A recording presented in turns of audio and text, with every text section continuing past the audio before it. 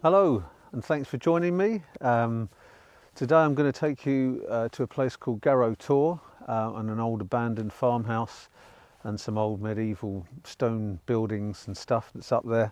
And I will go via a place called King Arthur's Hall, which is another landmark here on the moor.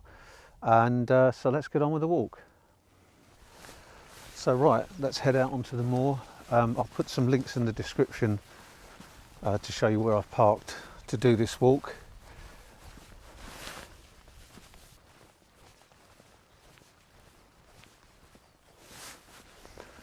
The thing about this part of Bodmin Moor is quite often there's not very obvious paths, so you can just kind of wander across the moor in any direction really.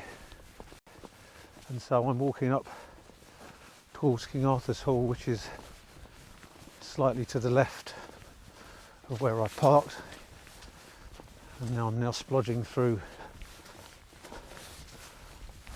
boggy grass.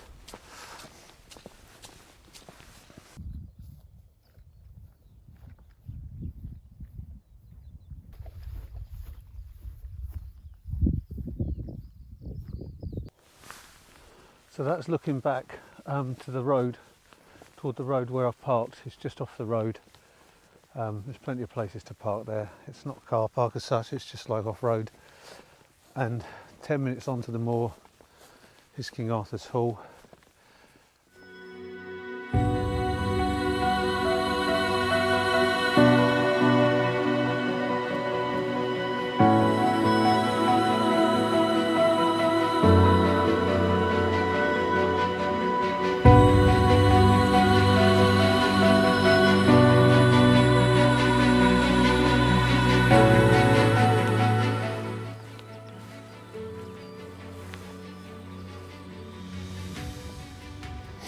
I'm not sure anybody really knows what this place was used for.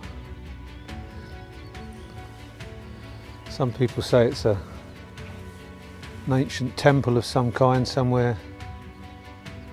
People used to carry out rituals, pray, whatever. Other people suggest it's just an animal enclosure, place for animals to get water. I'm not sure about that.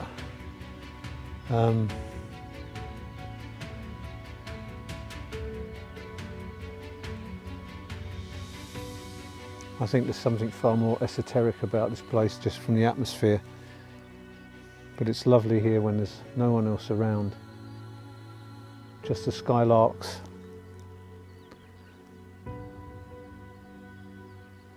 What time it is? It's probably about 4 o'clock, 3:30, 4 o'clock. So it feels very calm this time of the day. Anyway, let's go on to Garrow Tor.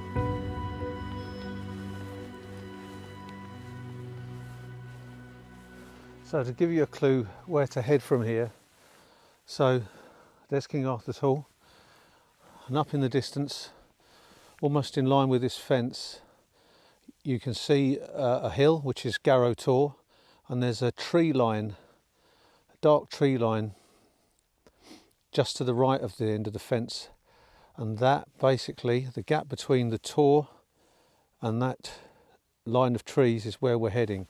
So straight down that gap, that's the way you go. So hopefully now you can see the gap a little bit clearer. And hopefully you will also be able to see there's a wall that comes into sight, a stone wall, and you just want to head for that corner. Although now, as you can see, I seem to have joined a track anyway, which leads there, so you can't really go wrong.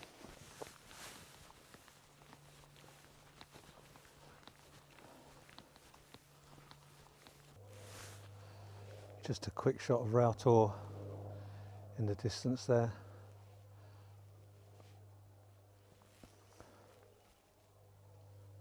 So here we are at the edge of the wall.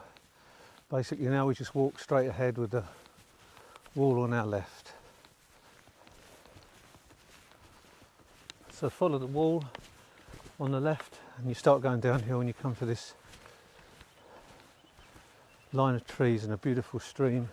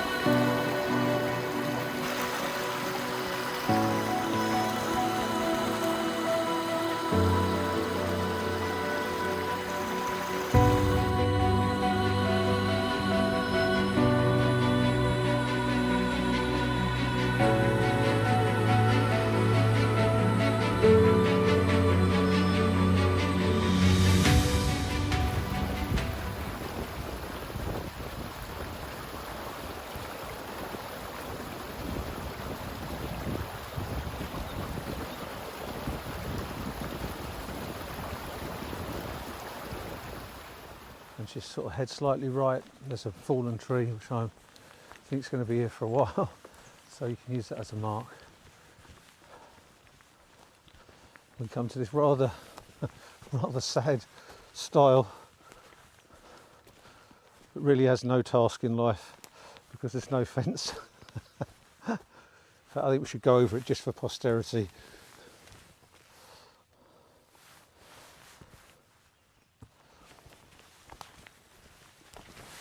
My sense of humour, sorry about this. There you go. Makes it feel useful. And through the gate, and we're on to Garrow Tor.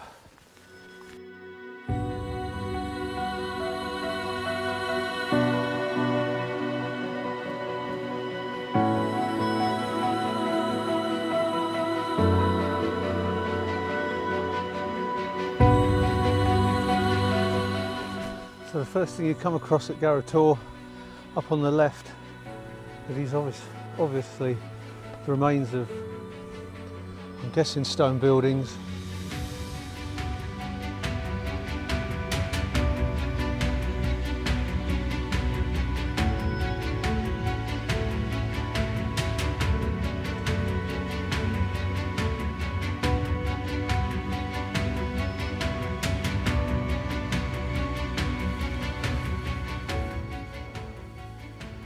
It's early June and there are still bluebells everywhere, which is lovely.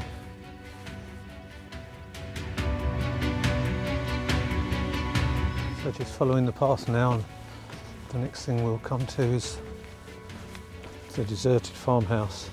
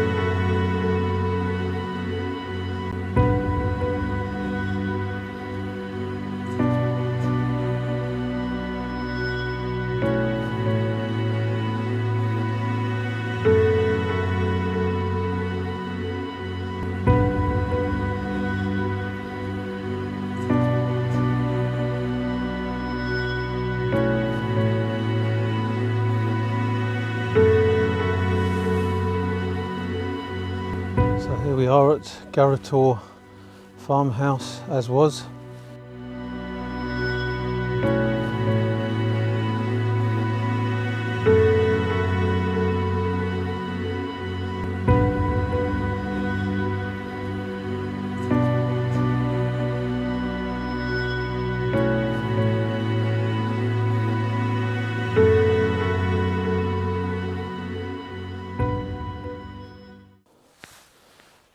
Some old outbuildings here.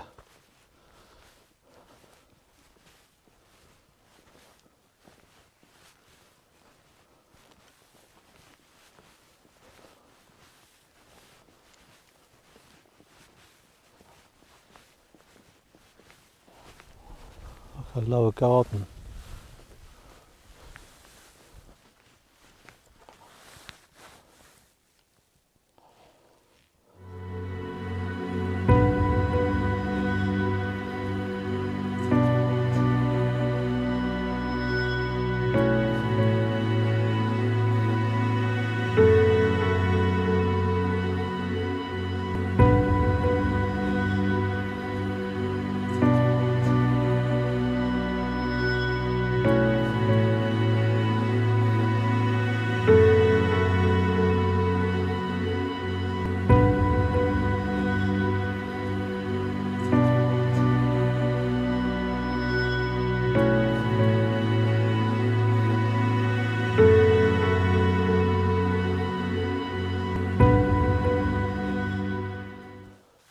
So although this building is obviously not occupied, it's obviously still owned by somebody, and inside, if you peer through the windows, there's a Welsh dresser and an old oak table and chairs and benches and rocking chair, and I can see an old cooker and pots and pans in the other side.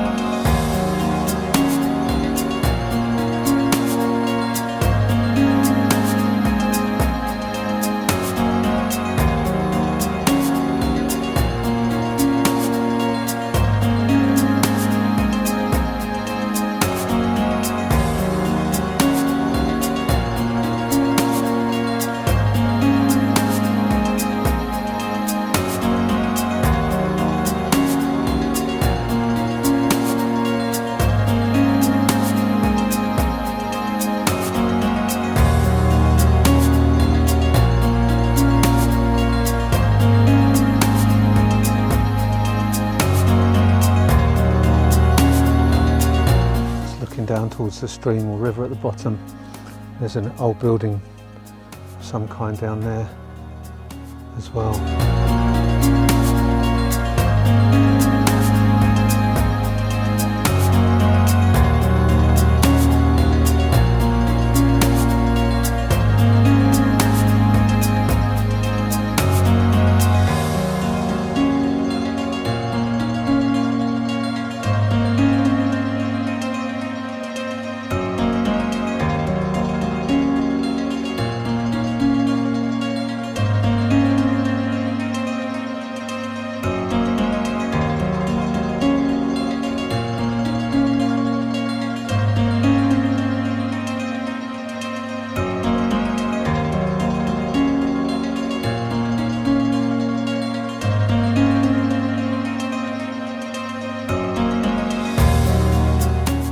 So here I am on the top of Garrow Tor.